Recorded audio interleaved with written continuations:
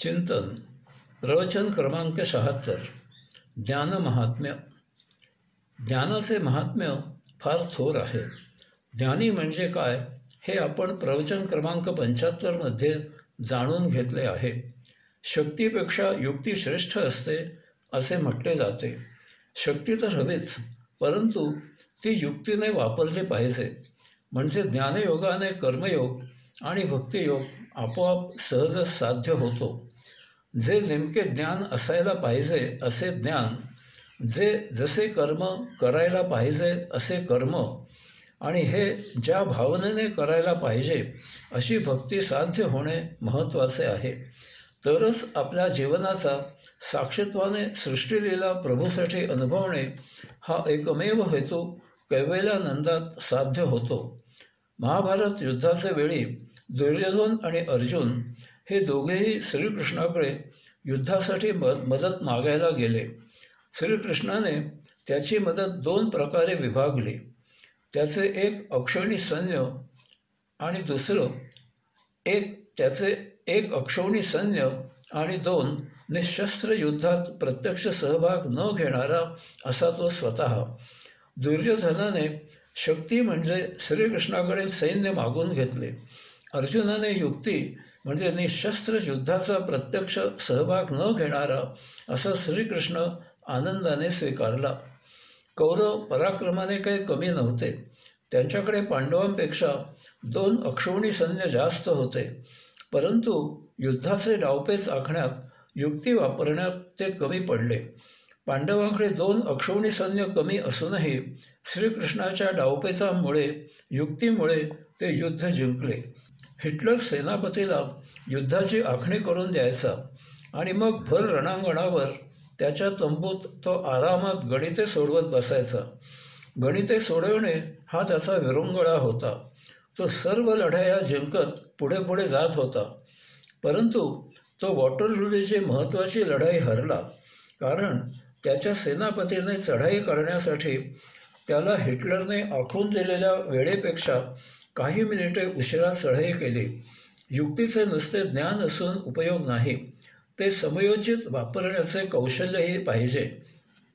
श्रीमद भगवद्गीतेमध्ये भगवंत श्री अर्जुनाला ज्ञानाचे अनन्यसाधारण महत्त्व सांगत आहेत. यथेधांसी समिद्धोऽग्निर् भस्मसात् कुरुतेर्जन ज्ञानाग्निः सर्वकर्माणि भस्मसात् कुरुते तथा नहि ज्ञानेन सदृशं पवित्रमिह विद्यते. अर्जुना, प्रज्वलित झालेला अग्नी जसा समिधा भस्म करतो, तसा ज्ञानरूपी अग्नी सर्व कर्मे भस्म करतो. ज्ञानासारखे पवित्र अन्य काहीही नाही. येथे ज्ञान कर्म भस्म करतो असे म्हटले आहे. ते फार मोलाचे आहे, समजून घ्यायचे आहे. माऊली निरूपण करतात, सांगे त्रिभुवन यात्राची काजळी जे गगना माझी उधवली तिये प्रळयीचे वाहटुळी काय अभ्रपुरे. की पवनाचेनी कापे पाणीयेची जो पडिये तो प्रळयानळू दडपे तृष्णे काष्ठे काही. त्रिभुवनेची राख आकाशात उडवून देणाऱ्या प्रलयकारी वादळापुढे ढग कसे टिकतील सांग बरे. किंवा वाऱ्यापुढे भडकलेला प्रलयकारी अग्नी पाणीही पेटवतो, ते गवत लाकडे यांचा टिकाव कसा लागणार. माऊलीने येथे ज्ञान आणि कर्म असे शब्द प्रत्यक्ष वापरलेले नाहीत, परंतु त्यांचा रोग तसाच आहे हे निश्चित. याऐवजी त्यांनी ज्ञानासाठी प्रलयकारी वादळ अग्नी हे रूपकात्मक शब्द वापरले आहेत. तसेच कर्मासाठी त्यांनी ढग, पाणी, गवत, लाकडे असे रूपकात्मक शब्द वापरले आहेत. श्रीमद भगवद्गीतेतील 4थ्या अध्यायातील 37 आणि 38 हे श्लोक आणि त्यावरील माऊलींचे 4थ्या अध्यायातील 175 आणि 176 हे भावार्थ दीपिकेमधील निरूपण यावरून आपल्याला ज्ञानाचे अनन्यसाधारण महात्म्य जाणून घ्यायचे आहे. परंतु यावरून असे अनुमान काढायचे नाही की ज्ञानापुढे कर्म आणि भक्ती गौण आहेत किंवा श्रीमद भगवद्गीतेत परस्पर विरुद्ध विधाने आहेत. याचप्रमाणे येथे ज्ञान याचा अर्थ कर्म करण्यासाठी लागणारे ज्ञान, तांत्रिक ज्ञान असा घ्यायचा नाही, तर आपण कर्म कशासाठी करायचे, कोणासाठी करायचे याचे ज्ञान असा अर्थ घ्यायचा. याचप्रमाणे येथे भक्ती याचा अर्थ स्वतःच्या बुद्धीवर, कर्तृत्वावर भक्ती असावी असा अर्थ घ्यायचा नाही, तर आपण ज्याच्यासाठी कर्म करत आहोत, ज्यासाठी कर्म करत आहोत त्यावर भक्ती असायला पाहिजे असा अर्थ घ्यायचा. थोडक्यात येथे याच परिच्छेदामध्ये आपण कर्म आणि भक्ती म्हणजे काय ते पाहिले. त्याला अनुसरून ज्ञान म्हणजे काय ते समजून घ्यायचे. कर्म आणि भक्ती हे निश्चितच महत्त्वाचे आहेत, परंतु आपण कर्म का करत आहोत, कशासाठी कर्म करत आहोत, कोणासाठी कर्म करत आहोत याचा पोच असायला पाहिजे, याचे ज्ञान आपल्याला असायला पाहिजे. या अशा जाणीवेने जर आपण कर्म केले तर आपण ज्या भावनेने कर्म करू त्या प्रकारे कर्म करू, तीच भक्ती असेल. सर्वप्रथम आपण ज्ञानाने हे पक्के जाणून घ्यायचे आहे की येथे पंचमहातत्वांपासून जे वस्तुजगत निर्माण झालेले आहे, तसेच या महातत्वांमुळे आपल्याला जी दोन आणखी महत्त्वे मिळतात ती सर्व पुरुषोत्तमामधील परमध्वनी, वायू, प्राण, चैतन्य, तेज, ऊर्जा, प्रकाश या सप्तब्रह्मतत्वांमधून उत्क्रांत झालेली आहेत. यामुळे ही उत्क्रांत झालेली सर्व जड प्रकृती मायावी आहे, ती सत्य नाही. कारण ती दिसायला जड, दृश्य, रूपवान, आकारवान असली तरीही ती सर्व सूक्ष्मातिसूक्ष्म, अदृश्य, अरूप, निराकार अशा सप्तब्रह्मतत्वांपासून उत्क्रांत झालेली आहेत. याचा अर्थ सृष्टी सप्तब्रह्मतत्वाची लीला आहे. जर आपण कोणत्याही वस्तूच्या मागे मागे जात शोध घेतला तर आपल्याला शेवटी सर्व काही सप्तब्रह्मतत्वांमध्ये विसर्जन झालेले आढळते. याचा अर्थ असा की जरी येथे विविध वैचित्र्यपूर्ण असे चल, अचल, सजीव, निर्जीव असे सूक्ष्म जड वस्तुजगत जाणवत असले तरीही ते सर्व मूलतः ऊर्जामय, चैतन्यमय इत्यादी आहे. ते भासमान, अशाश्वत, मिथ्या आहे. हा सर्व मायावी पसारा आहे. या मायावी लीलेमुळे जरी आपण कितीही, कोणतेही, कसेही उपभोग घेतले तरी आपण कधीही समाधानी, तृप्त होत नाही. जरी आपण देहाची कितीही काळजी घेतली तरी आपल्याला केव्हा ना केव्हा तरी देहत्याग करावाच लागतो. आपण कितीही, कोणतेही, कसेही वस्तुजगत मिळवले तरीही ते आपण देहत्याग करतेवेळी आपल्याबरोबर नेऊ शकत नाही. आपण पाप केले किंवा पुण्य केले तरीही आपल्याला पुनर्जन्म घ्यावाच लागतो, कारण हे सर्व त्रिकालाबाधित शाश्वत सत्य नाही. आत्मपरब्रह्म पुरुषोत्तमाच्या सप्तब्रह्मतत्वांमधून उत्क्रांत झालेली ही सृष्टी साक्षीत्वाने केवळ अवलोकन करायला तो येथे देह धारण करून अंशात्मक उपस्थित झालेला आहे.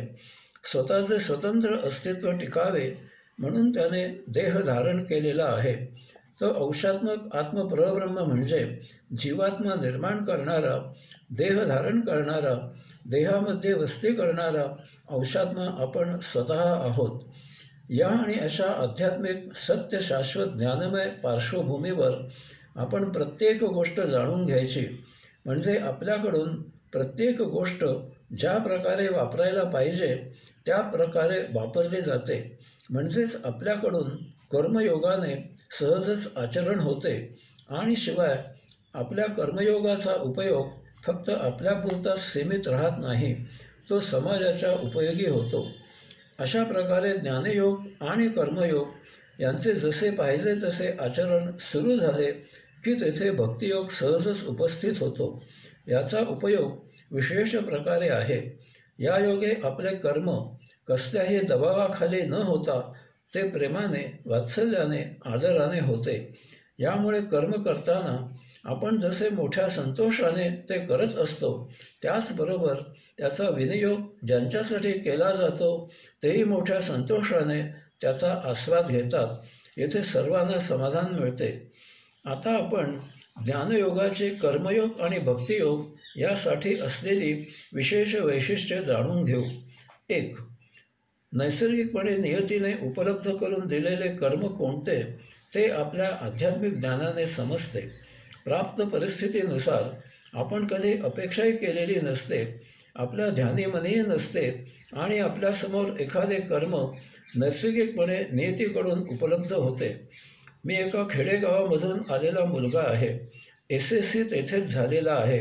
अशा परिस्थितीत मी परदेशात नोकरी करायला जाणे स्वप्नातही पाहणे शक्य नव्हते. त्यावेळी एखाद्याने तसे म्हणणे हास्यास्पद होते. महेंद्रमधील नोकरीवर मी खुश होतो. तरीही तशी संधी आयतीच माझ्यासमोर येऊन उभी राहिली. मी नियतीला शरण जाऊन ती स्वीकारली. माझे भले झाले. 2. ज्ञानयोगाने आपल्याला स्वधर्माने प्राप्त स्वकर्म कोणते ते समजते. आपला स्वभाव गतसंचिताप्रमाणे असतो. संचित संपवण्यासाठी त्या स्वभावाला अनुकूल असे आपले स्वकर्म असते. तोच आपला स्वधर्म असतो. मी व्यवसाय केला, परंतु ते माझ्या स्वभावाला अनुकूल नव्हते. मी या ठिकाणी रममाण होऊ शकलो नाही. त्यात माझा सपशेल पराभव झाला. पिताजींच्या कृपेने मी 5व्या वयापासून योगसाधना करत आहे. त्यामुळे मी एकलकोंडा आणि मितभाषी आहे. नोकरी व्यवसाय यानंतर मी योगधर्म स्वीकारला आणि प्रभुकार्य करू लागलो. हे माझ्या स्वभावाला अनुकूल ठरले आणि आता माझे हेच जीवित कार्य झाले. नैसर्गिकपणे नियतीने स्वधर्माने स्वकर्म जरी प्राप्त झाले तरी ते किती करावे, त्यात किती रस घ्यावा, ते कुठे थांबवावे हे आध्यात्मिक ज्ञानाने समजते. मला परदेशी नोकरी मिळाली. आर्थिकदृष्ट्या सुबत्ता होती, परंतु अंतर आवाज आवरायला सांगू लागला. त्यामुळे मी 6 वर्षांनी माझ्या चेअरमनना नाराज करून त्यांचे न ऐकता आपणहून ती नोकरी सोडून भारतात आलो. अशाच प्रकारे व्यवसाय करू लागल्यावर समव्यवसायींचा सल्ला न ऐकता अंतर आवाज सांगू लागल्यावर मी व्यवसाय आवरला आणि अध्यात्माकडे वळलो. आपण अन्न भूक भागण्यासाठी खातो. आवडले म्हणून मर्यादा सोडत नाही. काम असेल तर इतरांकडे जातो आणि काम झाल्यावर तेथे रेंगाळत नाही. कोणाजवळही बोलताना वागताना जरुरीपुरतेच बोलतो. अघडपघड वागत नाही. अशाची मूर्खाने शिष्ट म्हणून केलेली संभावना आपण भूषण म्हणून मिरवतो. 4. विष प्यायल्यावर मृत्यू येतो हे माहीत असल्यामुळे आपण मरू या भीतीने विष पीत नाही. आगीला स्पर्श झाला तर चटका बसतो हे माहीत असल्यामुळे आपण आगीला स्पर्श करत नाही. परंतु आध्यात्मिक ज्ञान प्राप्त झाल्यावर आपण भीती वगैरे नव्हे तर ज्ञानाने समजून उमजून आचरण करतो. याचा विशेष असा आहे की आपण फक्त भीतीदायकच असे नव्हे तर एकूणच अयोगिक अनात्म आचरण करत नाही. आपल्या प्रत्येक कृतीला उक्तीला आध्यात्मिक तत्त्वज्ञानाची चौकट असते, मर्यादा असते. आपण लहानशाही कायद्याचे उल्लंघन करत नाही. आपल्याकडे चौकामधील दिवे शोभेकरिता लाल, हिरवे, पिवळे होत असतात. जनता जीव मुठीत धरून स्वेच्छेने चौकामधून अलीकडे पलीकडे जात येत असते. चौकात पोलीस असलेच तर ते बाजूच्या टपरीत बसून चहा पिताना याची साक्षीत्वाने मौज घेत असतात. हे असे आध्यात्मिक अज्ञानामुळे होते. 5. आपल्याला ज्ञानयोगाने आपले अंशात्मा हीच एकमेव ओळख झालेली असते. मानवी देही या भौतिकामधून मुक्त होऊन प्रभूचे कार्य करण्याची ओढ लागते. याचा सुंदर परिणाम म्हणून आपण कर्म करतो, परंतु ते केवळ देह जीवित राहावा अशाकरिता आणि अशापुरतेच करत असल्यामुळे त्यात आपण रस घेत नाही. त्याची लज्जत आपल्याला निर्माण होत नाही. याचा परिणाम म्हणून आपण अशा प्रकारे केलेल्या कर्माचे संचित निर्माण होत नाही. अत्यावश्यक इतकेच कर्म करून झाले की आपण त्यामधून तत्काळ दूर होतो. हे 2 प्रकारे घडते.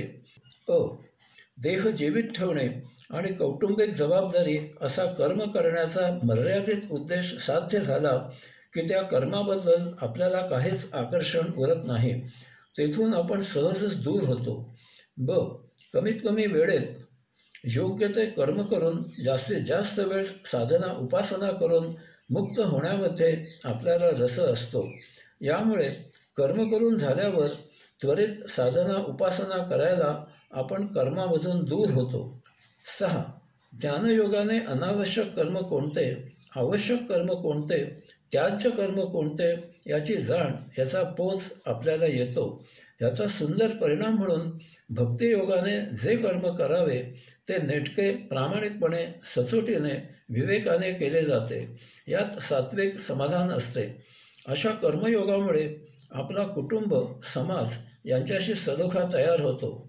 आपण भांडणे, तंटा, वाद विवाद यापासून दूर राहतो. आपण जेथे काम करत असतो तेथे आपल्याला नेहमी सहकार्य मिळते, कारण आपण अजातशत्रू असतो. याचा आपल्या जीवन जगण्यावर सकारात्मक परिणाम होतो. 7. आपल्याला ज्ञान झालेले असते की देहामधील अंशांना आपण स्वतः आहोत. आपण लहान मुले पाहतो. ती निरागस, निकोप, निर्लेप, निर्मळ, अश्राप, भोळी भाबडी ही अजाण वगैरे असतात. पुढे जेव्हा ते भौतिक व्यवहार करू लागतात तेव्हा ती दुर्दैवाने बेडर होतात. येशू ख्रिस्ताचे वचन आहे की जर प्रभूच्या राज्यात प्रवेश हवा असेल तर आपण लहान मुलांसारखे असे व्हायला पाहिजे. याचा अर्थ आता आपल्याला उमजतो की आपण जन्माला येताना प्रभूच्याच राज्यामधून आलेले असतो, म्हणून आपण जन्मताच हे असे असतो. यामधून आपल्यामध्ये भक्ती उदयाला येते. आपण अंशात्मा असून आपल्याच भौतिक प्रमादांमुळे आपण संचितात अडकलो. आता आपले कर्म नवीन संचित निर्माण होणार नाही याची काळजी घेत भक्तियोगे सद्य संचित संपवण्यासाठी केले जाते. 8. ज्ञानयोगामुळे आपण अंशात्मा आहोत, म्हणजे आपले मूळ वसतिस्थान योगधाम आहे ही जाण येते. आता आपण निस्सीम भावभक्तीने आत्मपरब्रह्माचे साधना, उपासना करू लागतो. अंशात्मा म्हणजे आपण आत्मबीज आहोत हे उमजते. याला साक्षात्काराचा अंकुर फुटावा अशी प्रबळ भावना निर्माण होते. आजूबाजूला कितीही भौतिक उपभोगरूपी चिखल असला तरीही भक्तियोगाने आपण त्या भौतिक चिखलामधूनच आध्यात्मिक कमळ फुलवण्यासाठी सज्ज होतो. 9. आध्यात्मिक ज्ञानामुळे आपण योगाचरण, आत्माचरण करतो. आपण केवळ नैसर्गिकपणे नियतीकडून प्राप्त स्वधर्माने प्राप्त स्वकर्म करतो. श्रीमद भगवद्गीता सांगते, या योगे आपल्या कर्माचे तत्क्षणी भस्म होते, ते पवित्र होते, ते शुद्ध होते, कारण त्याच्या कर्तृत्वाचा लवलेशही आपल्याला चिकटत नाही. म्हणजे आपल्याला करत असलेल्या कर्मामध्ये रुची, लज्जत निर्माण होत नाही. आपण कर्म केले हा भाव निर्माण होत नाही. आपण जे काही आपल्या देहाच्या माध्यमावरून घडत असते ते प्रभूच्या आज्ञेने, त्याच्या इच्छेने होत असते. ते अंशात्म्याला लपेटलेले संचित संपवण्यापुरतेच घडते. त्यामुळे त्याचे नवीन संचित तयार होत नाही. आपण संचितमुक्त होतो, मुक्तीचा मार्ग मोकळा होतो. 10. माऊली सांगतात, त्रिभुवनाची राख आकाशात उडवून देणाऱ्या प्रलयकारी आध्यात्मिक ज्ञानरूपी वादळापुढे भौतिक उपभोगाचे ढग कसे टिकतील? आध्यात्मिक ज्ञान एकदा अंगी मुरले, बुद्धीने जाणले, स्मृतीमध्ये ठाण मांडून स्थिर झाले की भौतिक वस्तुजगत तकलादू नाशिवंत आहेत हे उमजते. मग त्यात मिळणाऱ्या दुःखद सौख्यामुळे शाश्वत आनंद मिळण्याची अपेक्षा उरत नाही. याचवेळी आध्यात्मिक आचरणाने आपल्याला परमानंद मिळत असतो. स्वाभाविकच तेथे आपण स्थिर होतो. माऊली पुढे सांगतात, उपासनारूपी वाऱ्यामुळे भडकलेला प्रलयकारी आध्यात्मिक ज्ञानरूपी अग्नी भौतिक भोगरूपी पाणीही पेटवतो. तेथे क्षुद्र भौतिक उपभोगांचे आकर्षणरूपी गवत, लाकडे यांचा टिकाव कसा लागणार?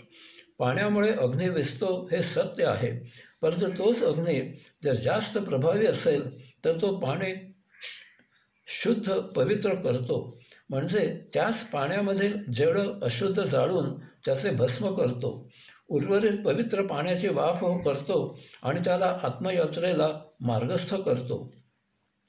म्हणजे जर आपण आध्यात्मिक साधना, उपासना करत असलो तर त्यामुळे प्राप्त होणाऱ्या आध्यात्मिक ज्ञानयोगे आपण संचित संपवण्यासाठी भौतिक वस्तुजगताचे उपभोग घेत असूनही, पाण्यात राहूनही पाण्याला अस्पर्शित राहणाऱ्या माशाप्रमाणे आपण शुद्ध, पवित्र, निर्मळ, निर्लेप राहतो.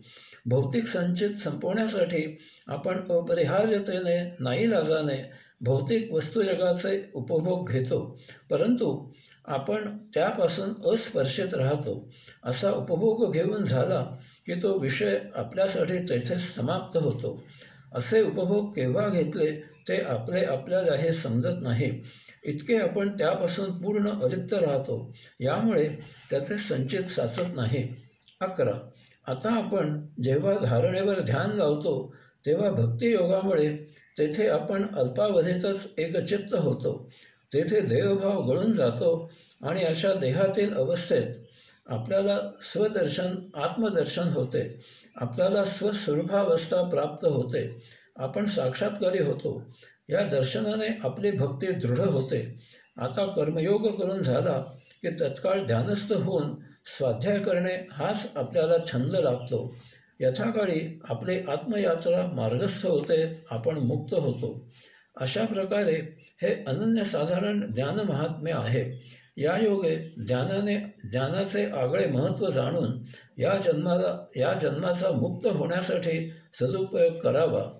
ज्ञानाने जाणून कर्मयोग आचरणात आणावा आणि त्या योगे प्राप्त होणाऱ्या भक्तियोगाद्वारे प्रभूचरणी लीन व्हावे. हरिओम.